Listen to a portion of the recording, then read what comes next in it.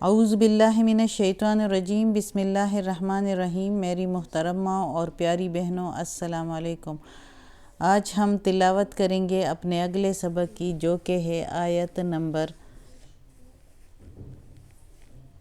111 اور آیت نمبر 112 انشاءاللہ تلاوت کرتے ہیں۔ تلاوت شروع کرنے سے پہلے بیل کو کلک کریں اور ویڈیو کو سبسکرائب کریں تاکہ اگلی ویڈیو آپ کو آسانی سے ملتی رہیں۔ تو شروع کرتے ہیں۔ اعوذ باللہ من الشیطان الرجیم، بسم اللہ الرحمن الرحیم۔ لن یضروکم، ہرگز نہیں مار سکیں گے تم پر، یا نہیں پہنچا سکے۔ لن کے میننگ ہے ہرگز نہیں، یضروکم ماریں گے یا پہنچائیں گے یا تکلیف دیں گے، تم کو، یعنی ہرگز نہیں پہنچا سکیں گے تم کو یا ہرگز نہیں دے سکیں گے تم کو، الا سوائے اذن زبانی ستانے کے۔ وَإِن يُقَاتِلُوكُمْ، اور اگر وہ لڑیں گے تم سے، اور یا واو کے میننگ ہے اور ان کے میننگ ہے اگر یا یہ کہ یقاتلو وہ لڑیں گے تم سے، یولوکم وہ پھریں گے تم سے، الادبارہ پیٹھ دے کر، اور اگر وہ لڑیں گے تم سے تو مڑ جائیں گے تم سے پیٹھ دے کر، ثم پھر، لا نہیں، ینصرون وہ مدد کیے جائیں گے، یعنی کوئی بھی ان کی مدد نہیں کرے گا، نہ اللہ کرے گا، نہ کوئی بندہ بشر اس دنیا میں کر سکے گا اور نہ اس دنیا میں۔ تو اس آیت میں اللہ تعالیٰ کہتا ہے یہی اہل کتاب والوں کے بارے میں کہ پچھلے آیت میں جو ہم نے پڑھا تھا کہ اہل کتاب والے اگر ایمان لاتے تو زیادہ بہتر ہوتا، خیر لہم ان کے لیے،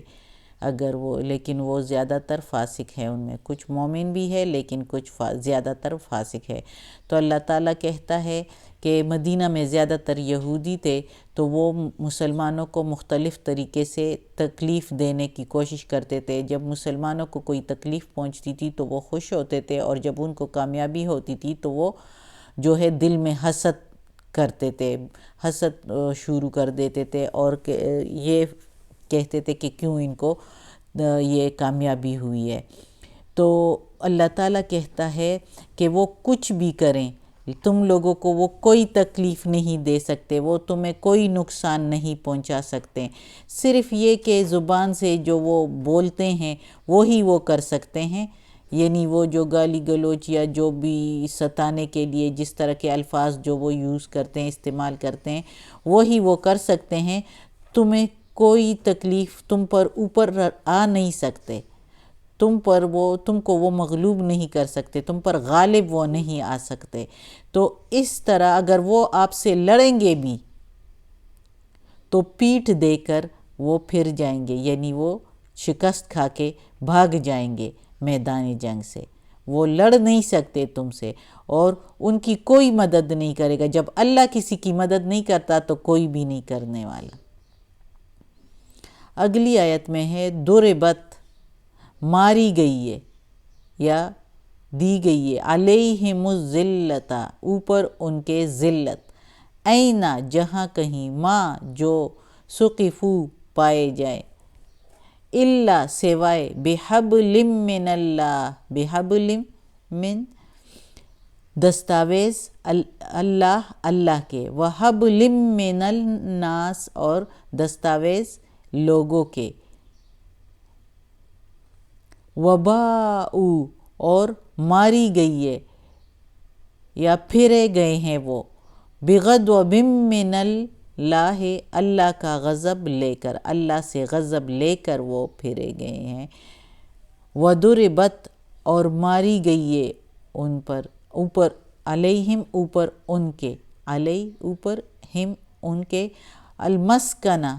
محتاجی، اور دی گئی ہے ان کو محتاجی یا ماری گئی ہے ان پر محتاجی، ذالک یہ، بأنہم بسبب اس کے، یا ساتھ اس کے، کانو تھے، یکفرون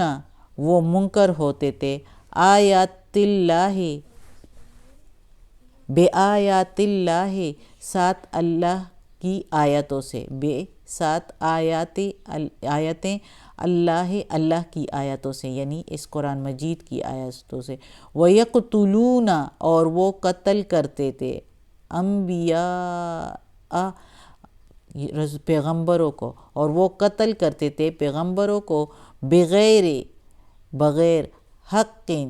حق کے، نا حق قتل کرتے تھے انبیاء کو یا پیغمبروں کو، ذالک، یہ بما، ساتھ جو، عصوا، نافرمانی کرتے تھے، وکانو، اور تھے، یعتدون، وہ حد سے بڑھنے والے، اور وہ تھے نافرمان اور حد سے بڑھنے والے۔ اس آیت میں اللہ تعالیٰ کہتا ہے، یہ زیادہ تر، یہ بھی جس طرح یہودی، مدینہ میں زیادہ تر یہودی تھے، تو ان کے لیے اللہ تعالیٰ کہتا ہے کہ وہ جس طرح مسلمانوں کو ستاتے تھے، مسلمانوں کے ساتھ لڑائیاں کرتے تھے، اور جس طرح ہر موقع پر ان کی کوشش ہوتی تھی کہ مسلمانوں کو نقصان پہنچے، کیونکہ مسلمانوں،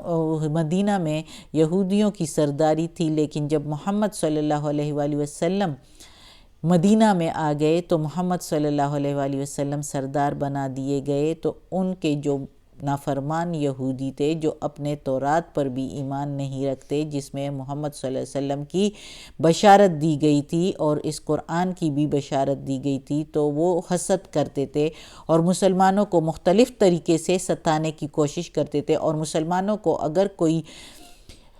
کامیابی ہوتی تھی تو اس سے وہ چڑھتے تھے اور حسد کرتے تھے، اور اگر ان کو کوئی تکلیف پہنچتی تھی تو اس پر وہ خوش ہوتے تھے۔ تو اس کے لیے اللہ تعالیٰ نے کہا ہے کہ ان پر جو ہے وہ، تم پہلی آیت میں بھی ہم نے پڑھا ہے کہ وہ کچھ نقصان نہیں دے سکتے ہیں آپ لوگوں کو، اور اب اس آیت میں اللہ تعالیٰ کہتا ہے کہ ان کے ان کرتوتوں کی وجہ سے ان پر جو ہے اللہ نے ذلت ان کو دی ہے، جہاں کہیں بھی وہ پائے جائیں تو ان کو ذلت دی گئی ہے، ان کی کوئی اپنی جو ہے، ان کا کوئی ملک اپنا نہیں ہے، جہاں بھی رہتے ہیں کسی کے انڈر رہتے ہیں، کسی کی سرداری میں رہتے ہیں، کسی کی رعیت میں رہتے ہیں، کسی کے ذمہ میں رہتے ہیں، کسی کے اپنا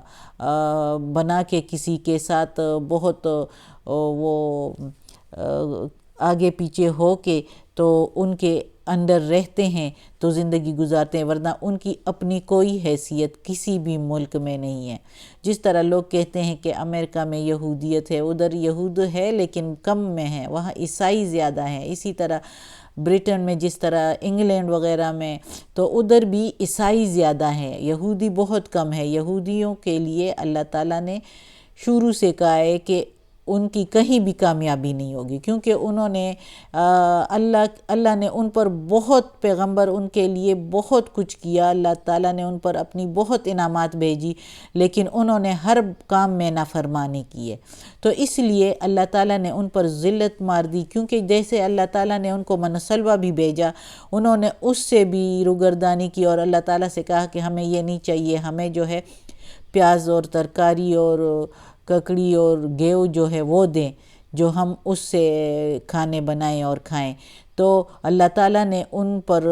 جو ہے غضب بھیجا، اللہ تعالیٰ نے ان سے کہا کہ آپ اس ملک میں جاؤ، ادھر جہاد کرو، انہوں نے اس سے انکار کیا، ہر معاملے میں انہوں نے نافرمانی کی، تو اللہ تعالیٰ نے ان پر ذلت بھیج دی ہے،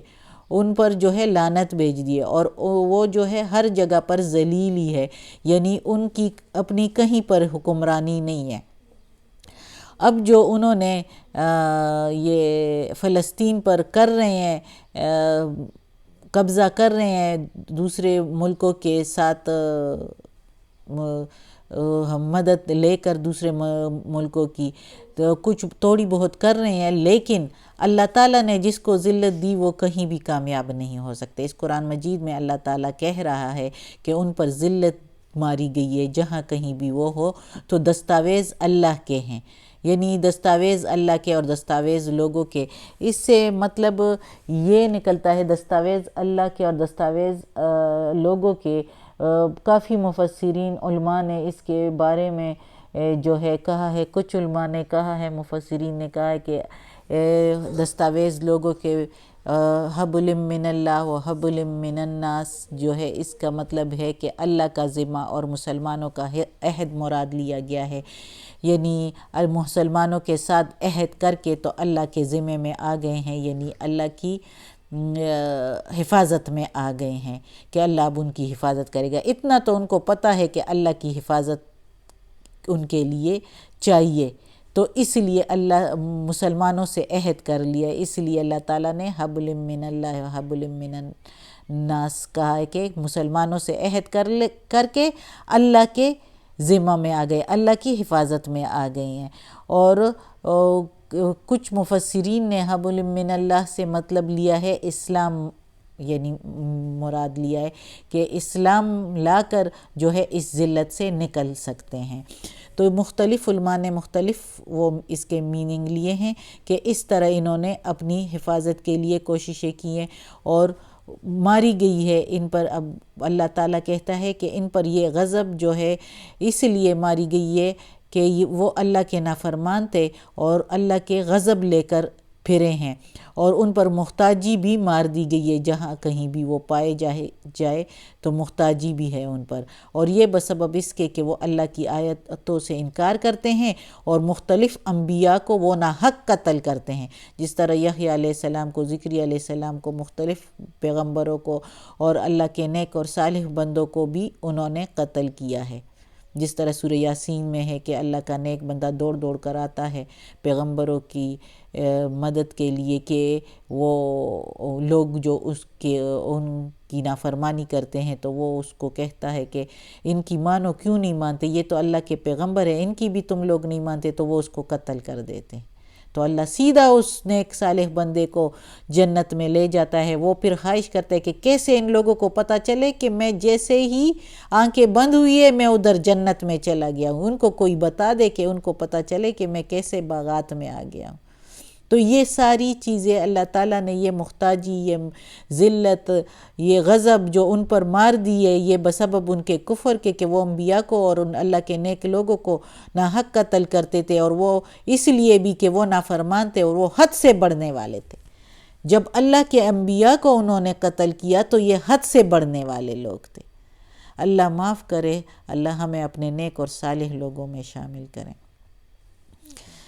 آج کا سبق ختم ہوتا ہے۔ صدق اللہ العظیم۔ اللہ یہ قرآن مجید کا ترجمہ ہمیں مکمل کرنے کی توفیق دے، اس پر عمل کرنے کی توفیق دے۔ یا اللہ، یا غفور الرحیم، یا رحمان الرحیم، یا مالک یوم الدین، یا اللہ کل شین قدیر۔ یا اللہ، ہمیں، ہمارے والدین کو، ہماری اولاد کو، ہمارے گھر والوں کو، ہمارے رشتہ داروں کو، بھائی بہنوں کو، بھابھیوں نندوں کو، کل مومن مسلمانوں کو جنت فردوس میں جگہ عطا فرما، دوزخ کے عذاب سے بچا، قبر اور وقت نزا کی سختی آسان فرما۔ یا اللہ، ہمیں عافیت والے معاملات دے، ہماری پریشانیاں، بیماریاں، تکالیف ختم کر دے۔ آمین ثم آمین۔